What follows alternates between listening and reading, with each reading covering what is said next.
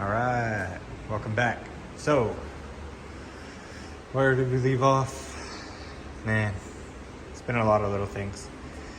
The valve cover is all done. Got the gaskets and the ignition coils and wires, spark plugs. It's all put back together. Put oil in it. I am missing the power steering pump. I looked for it. It's not here. This is off of a 1.8. I did find a parts car that we're gonna go check out. So we'll get the one for the 1.6. You can see that it's loose. I need to figure out the fuel lines. And she cranks over, so she should be able to start off with that. A couple airline hoses like this, but easy.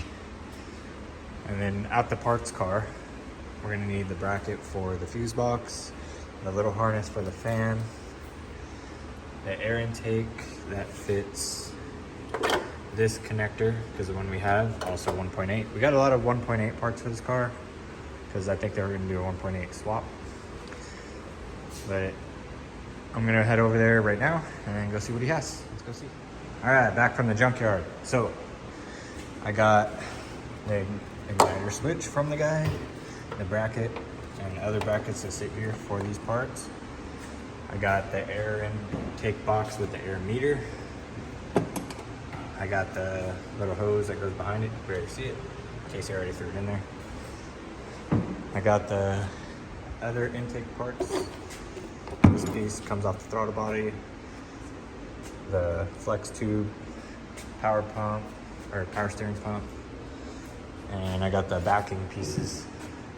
So we'll clean these up obviously, but already looks way better. So just kind of mocking it up, making sure everything fits. Like this little piece, got that off of him.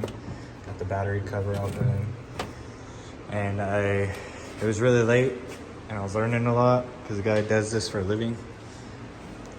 And I forgot the last little things that I needed. Like I need that 1.6 heater line hose or whatever that piece is, because it's too long. And then I need the side markers, and I need the line from the other side of the power steering. I have I think this is the feed side, but I need the other side. So, oh, and the little fan harness, forgot that. It was late.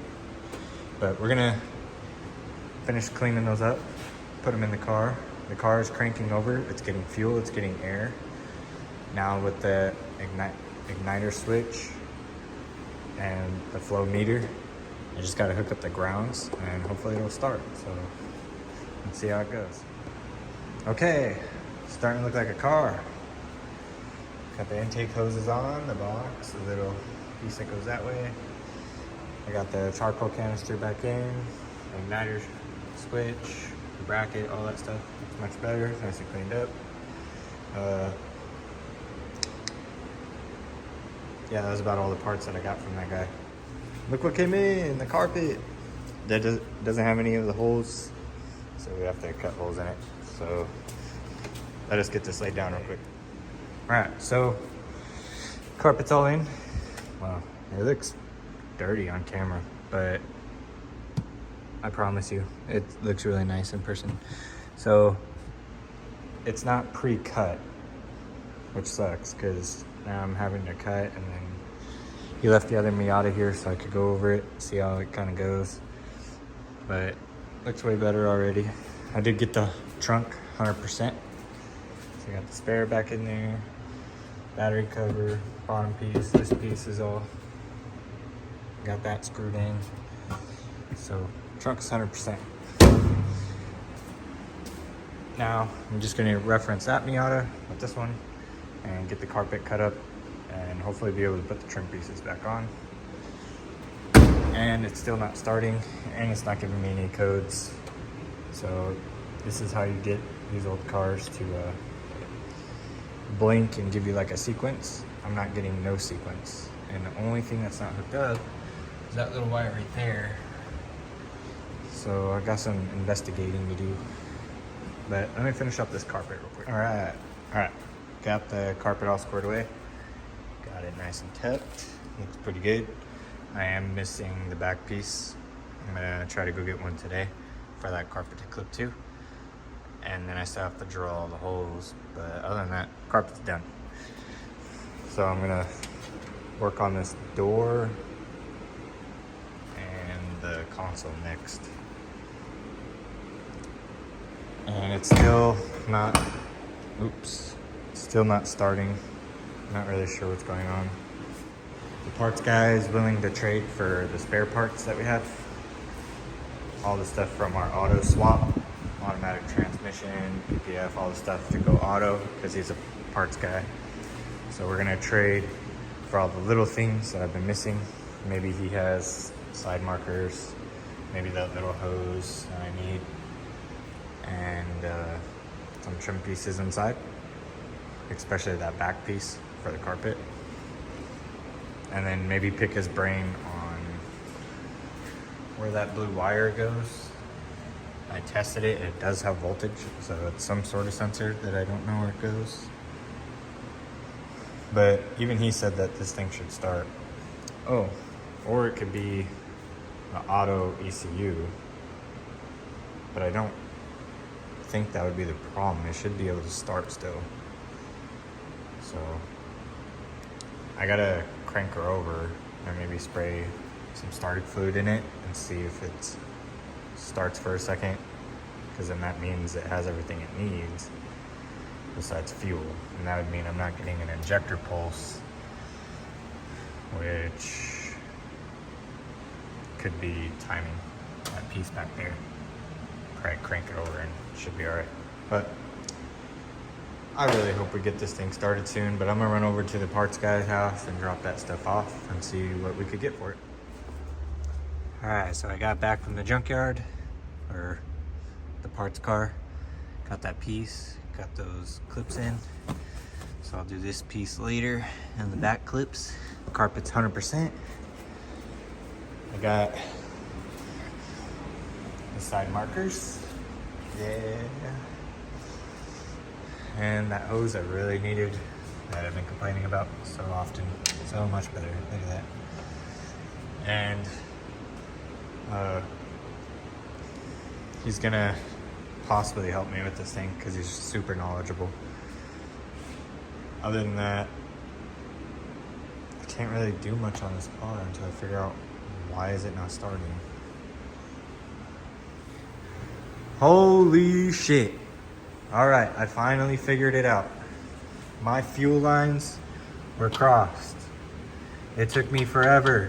I haven't been able to do anything with this car, and the car was blowing my damn mind. I could not figure out anything, and it was the fuel lines were crossed. This is the return, this is the feed. I took the rail off and realized it was dry, and then realized, oh, they're backwards. 2-day fix for that. But she starts and she runs. So now I just got to finish up the vacuum. The vacuum lines right there. Put clips on all the things with coolant and heater core. She's done. I can put her down on the ground. Fucking drive her. Finally. So let me bang a couple things out real quick. And I gotta make a test pipe too. So before I drop her on the ground, I need to check the fluids underneath and button her up. Then she'll be done. Once she's on the ground, I'll do a startup, and hopefully this video will come to an end. All right. She's all put back together. That's how she came out. Fuel lines have the clamps on them. All the clamps are tightened. I bypassed the heater core because they're expensive.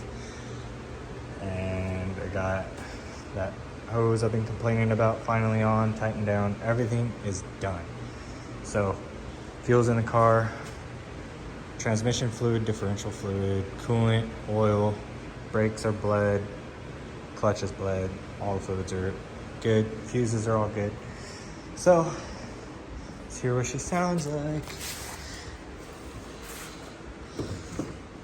Using the other Miata to jump this Miata. Man, it's hard to get to. Okay. There she is. Please don't sound like shit. Probably gonna idle weird.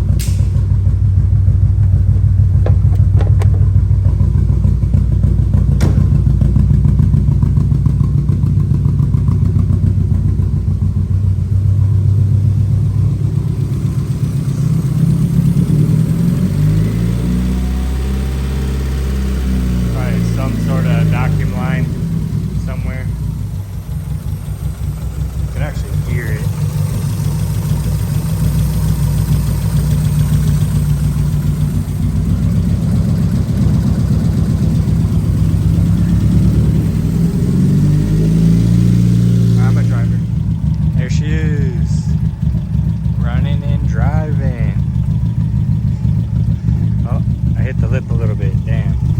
But I pulled her out so I could wash her up. She's finally finished. Low front tire, but holy shit, do you guys remember where she came out? How we bought her? You guys remember how we bought her, right? Jesus Christ.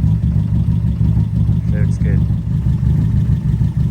Alright, so that's gonna cut it for this video. I hope you guys have been enjoying it. I don't know if I'll do a Miata ever again. And if I do, hopefully I get one that's more complete.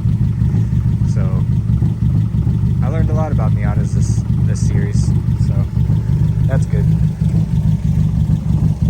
The only thing I want to get for it are some bucket seats, but she don't look too bad.